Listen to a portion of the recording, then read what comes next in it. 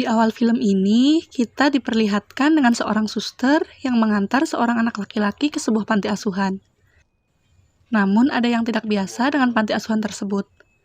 Di sana terdengar jeritan dan tangisan anak-anak yang ketakutan.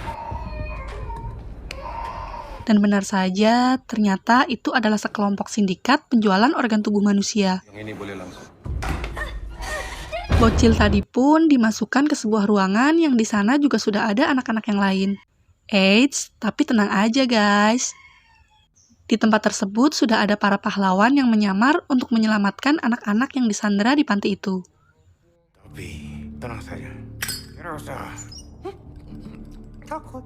Tak lama, si suster sadis pun kembali untuk membawa salah satu dari mereka. Dan naas bagi si cowok tengil, ia diseret ke ruang bedah.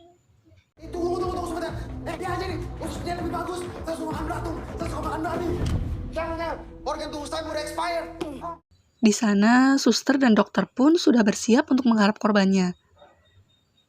Dan di ruangan lain, bos yayasan sedang menemui seorang kliennya.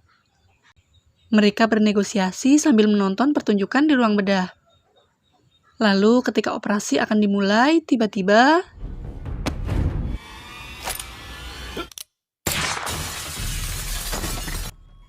ya, ternyata si klien, salah satu suster, dan si cowok tengil, mereka adalah para superhero. Dan pertempuran pun dimulai.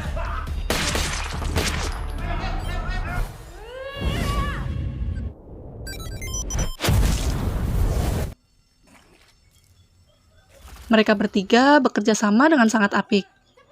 Mereka berusaha membawa anak-anak keluar dari dalam panti dengan selamat. Dan ternyata di luar juga sudah ada satu superhero lagi yang bersiap untuk menghabisi para penjahat. Minggu masuk. Sekarang giliran kita. Kini semua musuh telah terbunuh. Baku tembak pun berakhir dan kemenangan menjadi milik si penjahat baik tersebut. Merekalah The Big Four. Yang paling kiri bernama Django, lalu Topan, Alpha, dan yang paling kanan adalah Pelor. Keempatnya dipimpin oleh ayah angkat mereka yang bernama Petrus.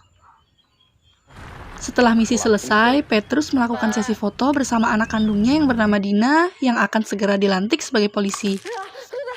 Oh, 1, 2, 3. Bagus. Di perjalanan pulang, Dina mendesak ayahnya untuk berkata jujur tentang pekerjaannya.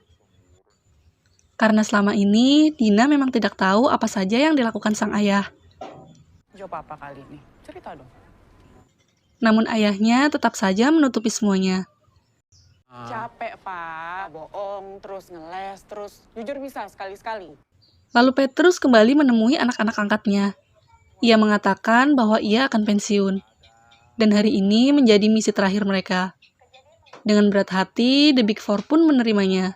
Bapak pernah bilang kan kalau suatu hari Bapak akan pensiun? Bapak sudah memutuskan.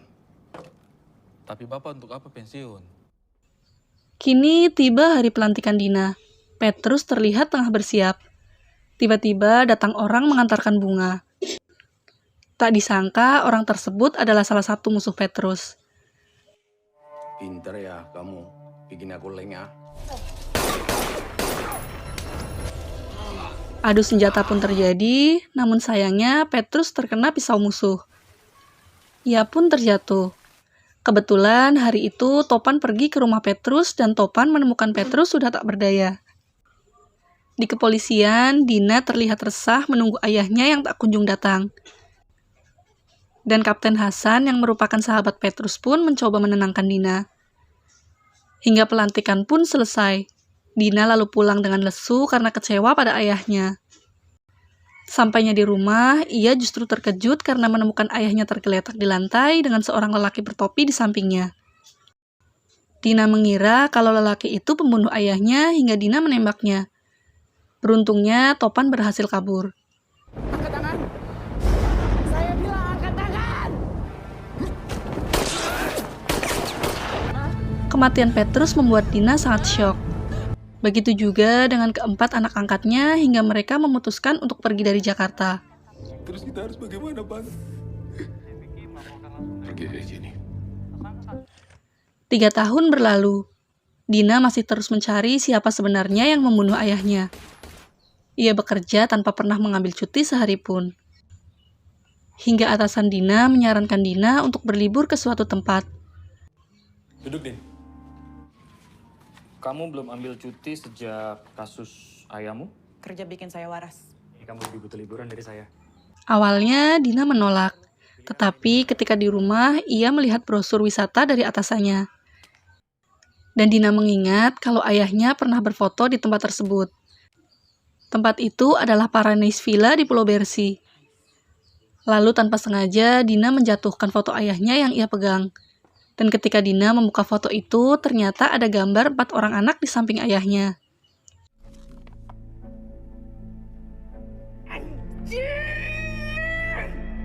Esoknya, Dina menemui Kapten Hasan. Ia meminta untuk kembali membuka kasus kematian ayahnya. Karena Kapten Hasan menolak, Dina pun mengambil cuti untuk pergi ke Bersi dan menyelidiki lebih lanjut. Pembunuh itu yang ambil topinya Papa, Om. Om akan tuntaskan kasus Ini pembunuhan udah ayah 3 kamu. tahun, Om. Scene berpindah ke Bersi. Di sebuah rumah terlihat mayat-mayat bergeletakan. Ternyata itu ulah Antonio, seorang penjahat kenamaan di Bersi. Ia mengkhianati dan menyerang bosnya sendiri. Ia menghabisi bosnya dengan sangat kejam. Lalu Antonio mendapat telepon dari seseorang. Sepertinya ia mendapatkan tugas baru. Don, tenang, Don. Tenang, Don. Kalau neraka itu nyata, kita akan ketemu lagi. Lalu scene berpindah lagi pada Dina yang sudah sampai di Pulau Bersi. Ia pun langsung menuju Paradise Villa. Di sana, ia bertemu Topan yang memang tinggal di villa tersebut. Tanpa basa-basi, Dina langsung menginterogasi Topan dan menanyakan perihal ayahnya. Dina juga ngotot ingin tinggal di villa itu. Selamat datang di Villa Paradise. Ada yang bisa saya bantu? Sebenarnya saya kesini mau cari seseorang. Papa saya yang ini. Mungkin Mas Topan pernah ngeliat dia. Ketika Topan mengantarkan dan menyiapkan kamar untuk Dina, Topan melihat ada beberapa orang menuju ke villa. Sedangkan Dina mengatakan ia hanya datang sendiri. Topan pun curiga kalau orang-orang tersebut adalah suruhan musuh. Topan pun segera menangani para cecunguk itu. Mas, tadi ada perempuan sini gak? Iya segini. Ya, itu, benar. Enggak. Mana dia? Topan menyetel musik kencang-kencang agar Dina tidak mendengar kejadian di lantai bawah. Karena merasa ada yang aneh dengan Topan, Dina lalu menyusul ke lantai bawah. Begitu cerdiknya Topan hingga Dina tidak mengetahui apa yang sedang ia lakukan. Mas Topan ngapain? Gatel. Oke. Dan di meja reservasi, Dina menemukan foto ayahnya yang sempat disembunyikan oleh Topan. Hingga akhirnya Topan pun jujur pada Dina kalau ia dan ketiga anak lainnya di foto itu adalah anak angkat Petrus. Setelah Dina mengetahui hal itu, Dina pun diantar Topan untuk menemui si dukun Jenggo. Di tempat Jenggo, Dina disuguhi sebuah ramuan. Terpaksa ia pun meminumnya. Alih-alih salah memberikan ramuan, Dina pun keracunan kodok. Kok kasih minum apa ya? Dan perilakunya menjadi sangat konyol dan kocak. Dan di Paradise Villa ternyata Antonio datang bersama anak buahnya. Karena tidak menemukan Topan dan Dina, para penjahat itu pun langsung menuju tempat Jenggo. Di saat itu, kebetulan datang pula Pelor ke tempat Jenggo. Ia menunjukkan sebuah senjata barunya pada saudara-saudaranya itu. Melihat Pelor, kegilaan Dina semakin menjadi-jadi. Dan ketiga lelaki itu pun menjadi korban keganasan racun kodok. Dengan susah payah, ketiganya berusaha menghentikan tingkah Dina. Ketika Dina lengah, Jenggo meniup sumpitnya yang anak panahnya mengandung obat bius. Dina pun pingsan dan ia diikat pada patung di luar rumah agar ketika sadar ia tidak mengamuk lagi. Lalu Topan menceritakan tentang orang-orang yang mengikuti Dina di villa. Mereka pun merasa kalau mereka semua kini berada dalam bahaya. Karena mulai panik, mereka tidak menyadari kalau Dina sudah melarikan diri. Tidak berselang lama, Antonio dan anak buahnya pun sampai di tempat. Dari luar, rumah Jenggo diberondong ratusan peluru. Mereka bertiga berusaha melindungi diri menggunakan senjata seadanya. Ini saatnya kau dewasa. Ambil pistol. Arahkan. Tahan.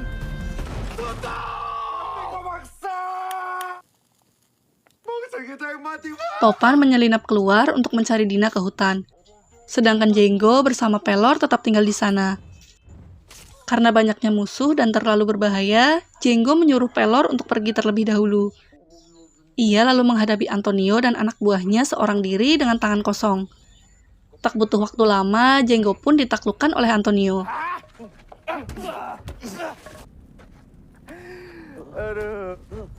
Di hutan, Topan akhirnya menemukan Dina yang sedang melawan anak buah Antonio. Dina semakin dibuat bingung dengan keadaan saat itu. Ia pun semakin tidak percaya pada Topan. Melihat Dina yang sudah sadar dari keracunan, Topan memilih kembali untuk menyelamatkan Jenggo dahulu. Kemudian Dina bertemu Pelor dan menyelamatkan Pelor dari musuh. Topan menemui Antonio dengan membawa Sandra, salah satu anak buah Antonio.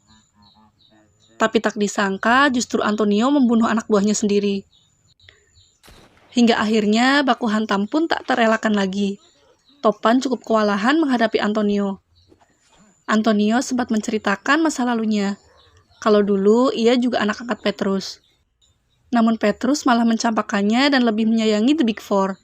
Sehingga Antonio menjadi dendam pada mereka semua. Kini Topan pun tahu kalau Antonio lah yang membunuh Petrus 3 tahun yang lalu. Dan ketika Antonio akan menghabisi Topan, tiba-tiba terdengar suara bising. Ternyata itu adalah Pelor dan Dina. Dina menembakkan basokannya ke angkasa. Seketika asap merah mengepul memenuhi hutan hingga membuat Antonio dan anak buahnya tak dapat melihat. Dan di saat itu, Dina dan Pelor menyelamatkan Topan dan Jenggo.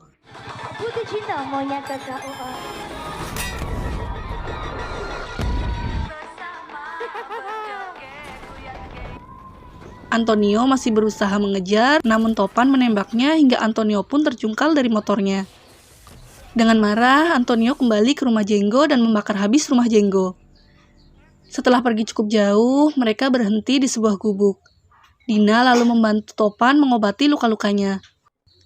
Namun Dina melihat sebuah bekas luka tembak di bahu Topan. Dina menjadi marah mengetahui kalau Topanlah orang yang ia cari-cari selama 3 tahun ini. 3 tahun yang lalu, di kontrakan papa saya, kamu ada di situ. Papa saya berdarah-darah di lantai. Saya nggak pernah mau bodoh! Ia kecewa lalu pergi meninggalkan ketiga orang itu. Dina berniat akan melaporkan Topan ke kantor polisi. Lalu Pelor mengejar Dina. Ia terus membujuk Dina agar percaya kepada mereka. Dan Pelor mengajak Dina menemui cewek tercantik di The Big Four. Mereka pun segera menuju tempat Alpa. Sedangkan Topan dan Jenggo berusaha mencari tumpangan di jalan, dan mereka pergi ke bar bunglon. Paginya, sampailah mereka di sana. Mereka lalu mencari informasi tentang Antonio dari si pemilik bar. Si pemilik bar memberikan sebuah buku berisi identitas asli para anak angkat Petrus. Dan mereka menemukan data dari Antonio, atau tepatnya ialah Suranto.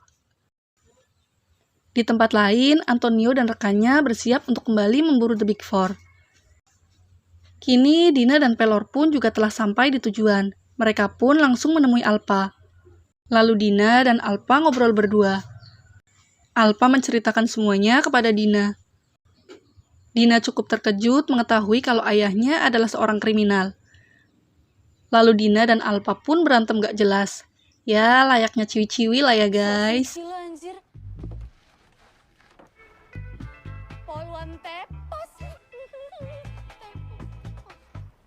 Namun tiba-tiba, mereka sudah dikepung anak buah Antonio. Kini mereka menjadi akur kembali dan bekerja sama untuk menyelamatkan diri dari tempat itu. Sayangnya, Pelor yang memang gak bisa berantem pun langsung KO dihajar rekan Antonio. Lalu Dina dan Alpa sepertinya sudah berhasil menghabisi anak-anak buah Antonio. Mereka pun menjadi lengah. Dan dari belakang mereka, asisten Antonio menembakkan basokannya ke arah mereka. Mereka berdua pun terpental akibat ledakan hebat dari senjata itu.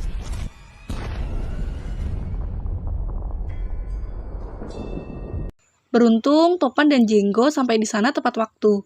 Topan menyelamatkan Dina yang sepertinya sudah tidak sadarkan diri. Mereka lalu melarikan diri. Mereka berempat menaiki kapal dan menjauh dari daratan. Mereka memutuskan meninggalkan Pelor dahulu. Lalu Antonio menelpon dan mengancam akan membunuh Pelor kalau mereka tidak datang ke Paradise Villa secepatnya. Di dalam kapal, Topan sempat ribut dengan Alpa. Mereka berdua saling menyalahkan karena tertangkapnya Pelor. Lalu Dina mencoba melerai dan menenangkan mereka.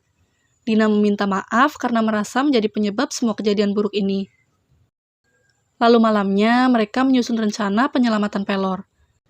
Topan, Jenggo, dan Dina terkejut karena ternyata Alpa menyembunyikan banyak senjata di perahunya. Mereka pun memilih senjatanya masing-masing. Dan untuk Jenggo, Alpa memberikan senapan lama Jenggo yang sudah dia anggap seperti pacarnya sendiri. Alpa juga menunjukkan si kentut Lucifer pada Jenggo, yaitu bom yang ia rakit sendiri. Dan di Paradise Villa, Pelor yang kini menjadi sandera Antonio sedang diceramahin oleh Antonio. Ya, dia menceritakan kembali kisah masa kecilnya pada Pelor. Antonio juga menyombongkan dirinya. Namun Pelor menganggap Topan lebih hebat dari Antonio. Antonio marah lalu menendang Pelor yang diikat di kursi hingga terbalik. Scene berpindah pada keesokan harinya, dan mereka sudah siap pergi untuk menyerang Antonio. Topan pun menghubungi Antonio lebih dahulu. Tak berselang lama, sebuah mobil memasuki area villa, dan Antonio langsung menyuruh anak buahnya untuk menembaki mobil tersebut. Namun ternyata mobil itu kosong tanpa pengemudi. Dan ketika mobil diperiksa, anak buah Antonio menemukan sebuah benda. Itu adalah kentut Lucifer milik Alpa. Dan 3, 2, 1.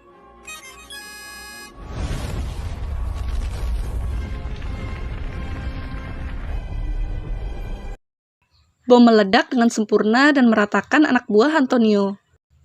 Lalu Dina dan Alpa melenggang maju dengan santai karena dari kejauhan ada si sniper handal yang menyingkirkan para penghalang jalan. Dan cerdiknya, Topan sudah menyelinap di tengah-tengah anak buah Antonio juga. Setelah menghabisi anak buah Antonio di luar rumah, mereka pun bersiap masuk rumah. Dan Alpa membuka pertempuran yang memukau. Wow! Setelah itu mereka berpisah. Dina dan Topan berada di lantai 2 dan Alpa di lantai 1.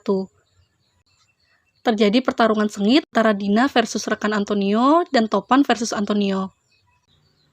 Dan dengan susah payah, Dina akhirnya mengalahkan sekutu Antonio itu. Ia mati dengan headshot menggunakan shotgun oleh Dina. Dina sendiri sepertinya mengalami patah kaki akibat pertarungan tersebut. Sementara itu, di bawah terjadi baku hantam antara asisten Antonio dan Alpa. Alpa pun tampak keteteran melawan asisten Antonio. Akhirnya, Jenggo datang untuk menyelamatkan Alpa. Dan yang terjadi, asisten Antonio mengalahkan Jenggo dengan mudah lalu mematahkan senapan kesayangan Jenggo menjadi 2. Jenggo pun tak sadarkan diri beberapa saat. Lalu dari belakang, Alpa memukul asisten Antonio berkali-kali dengan kayu sampai terkapar. Namun asisten Antonio kembali bangkit dan mengambil basoka miliknya. Ia berniat menembak Jenggo dan Alpa.